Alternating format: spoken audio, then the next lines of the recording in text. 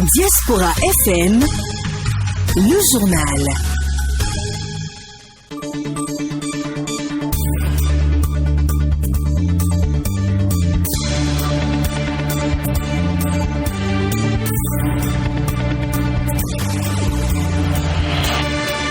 Bonsoir à toutes et à tous, merci d'être au rendez-vous à la une de l'actualité.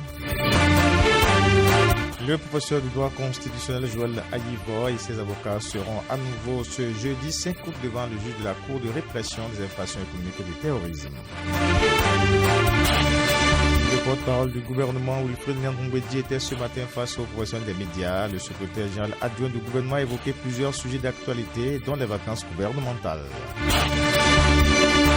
Et puis en interactualité, le gouverneur démocrate de l'État de New York, accablé par une enquête l'accusant d'avoir harcelé sexuellement 11 femmes, ce qu'il a aussitôt nié. Le président américain lui demande de démissionner, les détails dans la page Inter. Voilà pour le sommaire de cette édition. Merci de rester avec nous pour la suite. Corneille Haïssé. Ouvert le jeudi 15 juillet dernier, avant d'être envoyé au jeudi 5 août, le procès du candidat recalé du Front pour la restauration de la démocratie FRD à l'élection présidentielle du 11 avril 2021 va entamer sa seconde phase demain. La criette aura à se prononcer sur une requête du ministère public et une demande de mise en liberté provisoire des avocats de l'accusé. La Société béninoise de l'énergie électrique annonce des perturbations dans la fourniture de l'énergie électrique sur l'ensemble du territoire national ce jeudi 5 août 2021. Selon le communiqué de la société, des perturbations seront enregistrées entre 9h et 9h30, puis entre 14h et 15h30. Les perturbations annoncées ont pour cause des travaux de maintenance. Les 10 travaux concernent le réseau de la TCN du Nigeria et obligent le Bénin à basculer sur le réseau du Ghana, soutenu par la centrale électrique de Maria Gleta.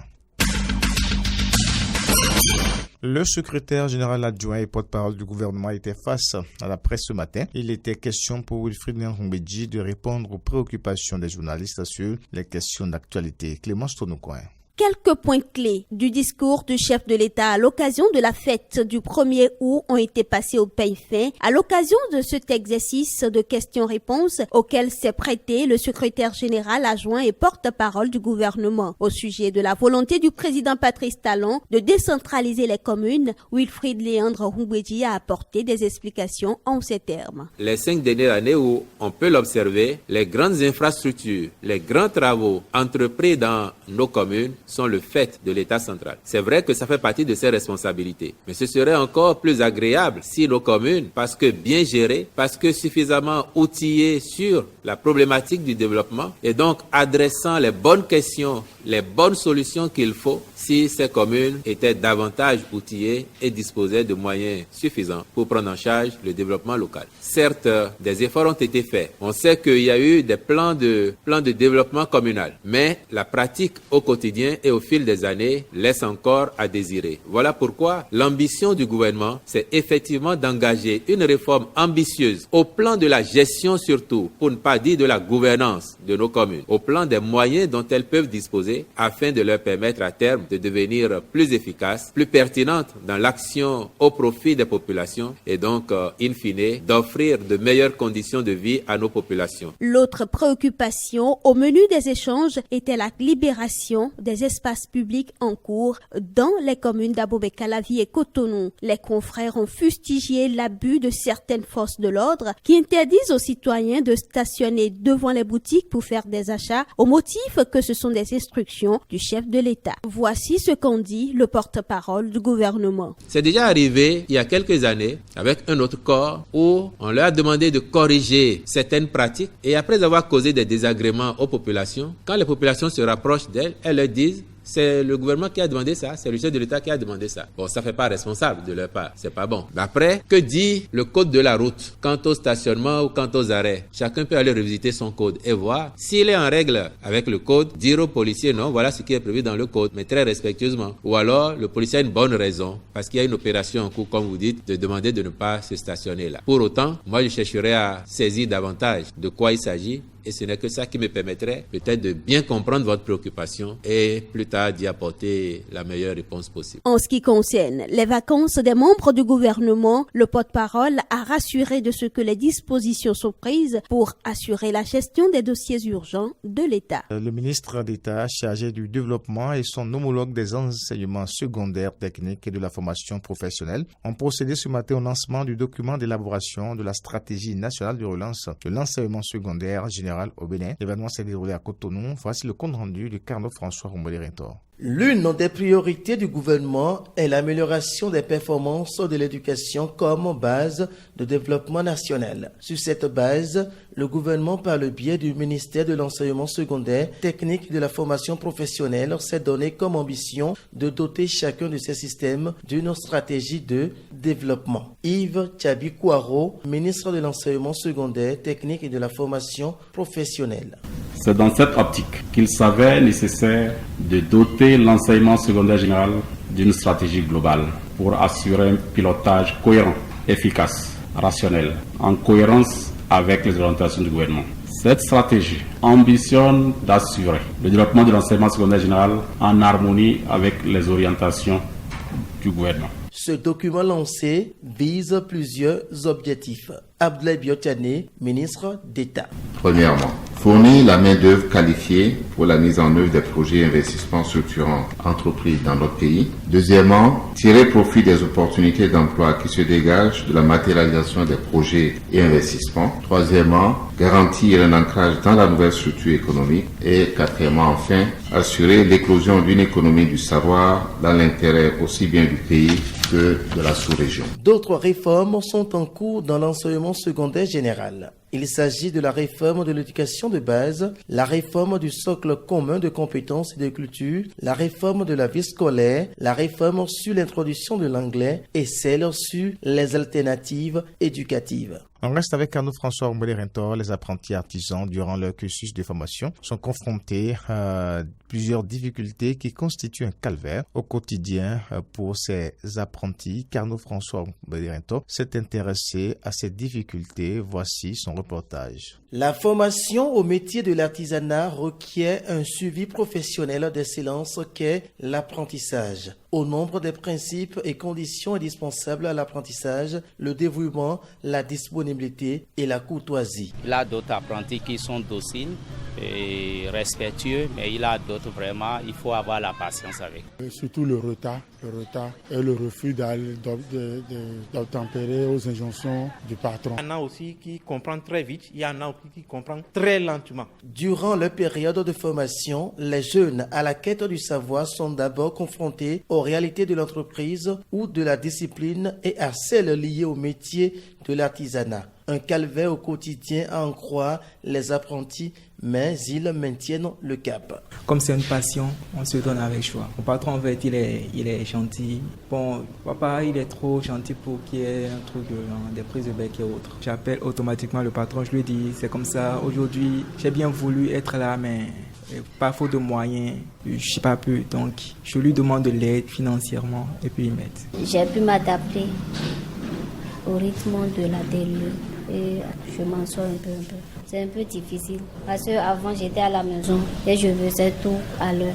Mais quand j'ai commencé ici, parfois on va à la maison à 19h, 19h30. Et quand mon mari revient, parfois il s'énerve parce que le manger n'est pas encore prêt, tout ça là. Mais il a aussi compris. En tant que femme mariée, je dois me comporter en tant que telle. Donc même avec les amis là, je cause, mais notre causerie a des limites. Aussi, la non-définition d'un horaire de travail est-elle également perçue comme une difficulté pour ces apprentis, même si certains responsables s'emploient à y remédier. Il peut y avoir que l'enfant doit sortir à 19h et voilà qu'il y a un peu du boulot, donc tu es obligé de prolonger un peu l'aide de l'enfant. Peut-être qu'il peut sortir à 20h en ce moment ou 20h30. Je prends mon téléphone, j'appelle les parents, dis ton enfant, il ne peut pas sortir à 19h peut-être et ça serait à 20h. Ils n'aiment pas du tout que leurs enfants aillent au-delà de 19h. Donc ceux-là, à 18h30, je les libère et les autres à 20h, je les libère. À l'instar de toute situation d'apprentissage, les fautes lourdes ou insuffisances de la part des apprentis méritent diverses sanctions. Si tu essaies de les taper trop, ils risquent de quitter. Donc on essaie de les amadouer un peu avec quelques 2 coups de pamatoire pour qu'ils se fassent truc. Parce qu'il faut aussi les apprendre comment respecter les clients. Ensemble des mécanismes menant à l'acquisition de savoir-faire ou de connaissances, l'apprentissage exige beaucoup de sacrifices, de rigueur et d'application pour mieux assimiler les notions.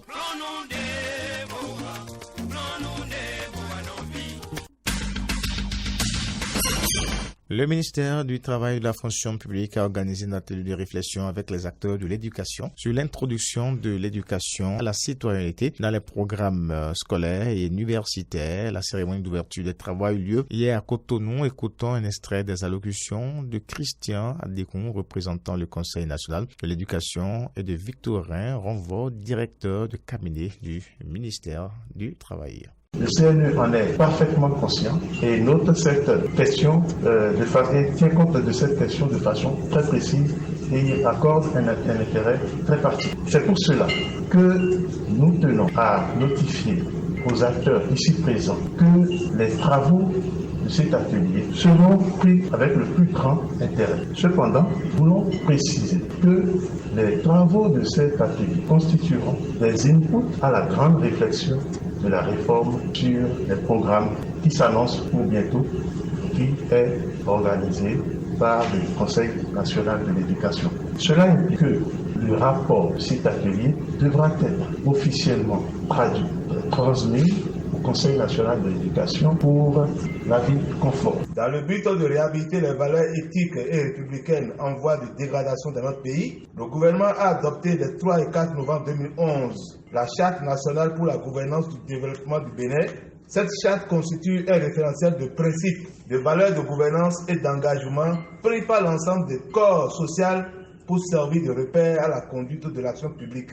Ainsi, le peuple béninois a marqué par ce document son engagement au changement des mentalités et son adhésion à un nouveau paradigme à même de lui assurer un développement durable. Mesdames et messieurs, chers participants, après l'adoption de la Charte nationale pour la gouvernance du développement du Bénin, la question qui se pose est de savoir comment traduire ces valeurs dans nos comportements au quotidien. En quête de cette réponse appropriée, le ministère du Travail et de la Fonction publique, avec les acteurs sociaux, notamment les médias, les organisations de la société civile, a mené des actions de sensibilisation à l'endroit de certaines couches de la société à l'effet de leur faire approprier les valeurs contenues dans cette charte. Les responsables de l'Agence nationale d'approvisionnement en eau potable en milieu rural ont rendu public à Cotonou une nouvelle plateforme de gestion de l'eau potable en milieu rural. Cet outil technologique vise l'assainissement de la gestion de l'eau potable en milieu rural. Compte rendu, Samson Oké. Utility 85, c'est la nouvelle plateforme qui s'occupe désormais du suivi, de la performance et du contrôle en temps réel des données d'exploitation de l'eau en milieu rural. La cérémonie de sa présentation officielle s'est déroulée en présence des maires, des représentants de maires, des responsables de structures décentralisées de l'eau et de plusieurs acteurs du sous-secteur de l'eau. Une initiative de l'Agence nationale d'approvisionnement en eau potable en milieu rural.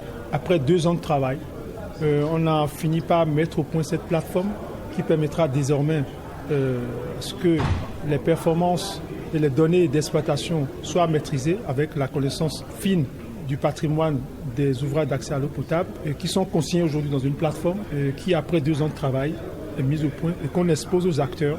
Pour le représentant du ministre de l'Eau et des Mines, Youssouf Abou, la mise en place de cette plateforme est une innovation. Cette plateforme qui vous sera présentée ce jour constitue donc un outil technologique innovant, facile d'utilisation par tous les acteurs impliqués, qui assure la transparence et la qualité du processus de régulation du sous-secteur, permettant ainsi son attractivité auprès des opérateurs professionnels. La plateforme Utility 85 est déjà en phase d'expérimentation dans certaines communes du Bénin. Selon les représentants de ces communes pilotes, l'arrivée de cet outil technologique est une réelle maîtrise des données en matière de gestion de l'eau potable. Cette plateforme a changé beaucoup de choses dans la mesure que cette plateforme nous permet de mieux comprendre les réseaux que nous avons à Ouidah. La maîtrise des données, c'est une chose très importante puisqu'avec cette maîtrise, ça nous permet d'une part de maîtriser ce que nous avons, de savoir l'importance de ce qui reste à faire. Donc, avoir des données nous permet de ne pas naviguer à vue. Cet outil nous permet vraiment de savoir qu'est-ce que nous faisons, quel est l'âge de nos installations. Ça permet donc également de prévoir un peu le futur dans la gestion de tout ce que nous avons comme infrastructure d'approvisionnement en eau potable au niveau de notre commune. Donc, la mise en place de cette nouvelle plateforme a duré 2 ans. Elle prend en compte toutes les autres communes de ressort du périmètre rural à l'exception des 3 communes à statut particulier, à savoir Porto Novo, Cotonou et Parakou. Les nouvelles africaines et internationales.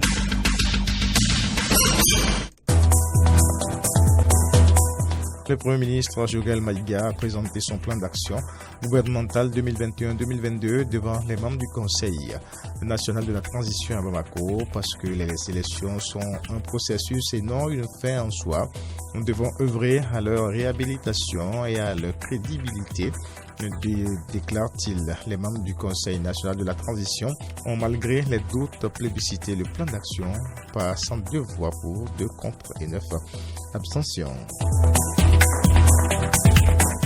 En République démocratique du Congo, une nouvelle attaque attribuée au groupe armé d'origine ougandaise ADF a fait une 15aine de morts dans la province d'Ituri. Cette région placée en état de siège depuis 3 mois afin de lutter contre les massacres de civils. À l'origine des rebelles musulmans ougandais, les ADF sont accusés de massacres de civils, ayant fait au moins 6000 morts depuis 2013, d'après un bilan de l'épiscopat congolais.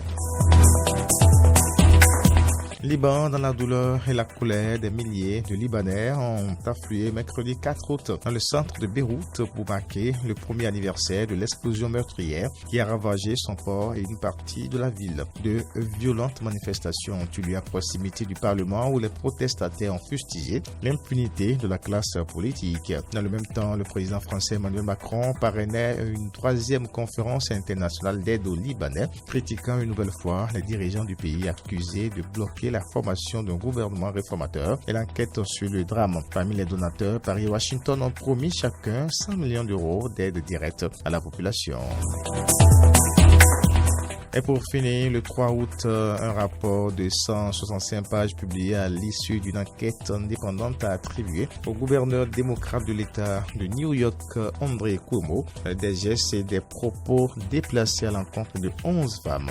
Le président des États-Unis, Joe Biden, ainsi que la présidente de la Chambre des représentants, Nancy Pelosi, tous deux démocrates, ont estimé qu'André Cuomo devrait quitter son poste. Dans le détail, le rapport d'investigation attribue au chef de l'exécutif de cet État de 19,5 millions d'habitants des baisers et des étreintes non désirées ainsi que des commentaires inappropriés. Selon le Parisien, le rapport indique que le gouverneur et son personnel ont quasi pris des mesures de représailles à l'encontre d'au moins une employée pour avoir témoigné. Enfin, l'équipe exécutive du gouverneur a favorisé un environnement de travail toxique qui a rendu possible le harcèlement et une ambiance de travail hostile, ajoute le bureau du procureur.